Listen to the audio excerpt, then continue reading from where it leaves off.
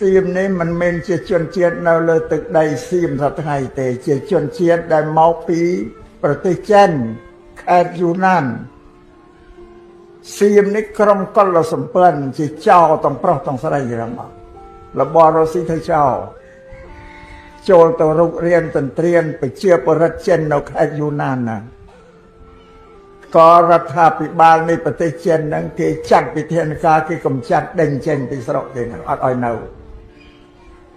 ម្ល៉េះហើយជនជាតិសៀមនេះក៏ធ្វើអន្តោប្រវេសន៍ចេញពី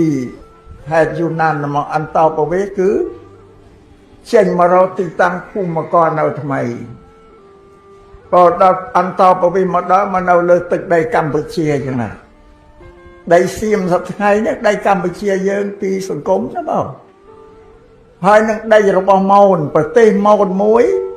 សៀមលេបអស់នេះមិនមែនជាជនជាតិនៅលើទឹកដីសៀមសប្តាហ៍ទេជាជនជាតិដែលមកពីប្រទេសចិនខេត្តយូណានសៀមនេះក្រុមកុលសម្ព័ន្ធជាចៅទាំងប្រុសទាំងស្រីហ្នឹងមករបស់រុស្ស៊ីធ្វើចៅចូលទៅរុករៀនទន្ទ្រានប្រជាពលរដ្ឋចិននៅខេត្តយូណានណាក៏រដ្ឋាភិបាលនៃប្រទេសចិនហ្នឹងគេចាត់វិធានការគេកម្ចាត់ដេញចេញពីស្រុកគេហ្នឹងអត់ឲ្យនៅម្ល៉េះហើយជនជាតិសៀមនេះក៏ធ្វើអន្តោប្រវេសន៍ចេញពីខេត្តយូណានមកអន្តោប្រវេសន៍គឺចេញមករកទីតាំងភូមិករនៅថ្មី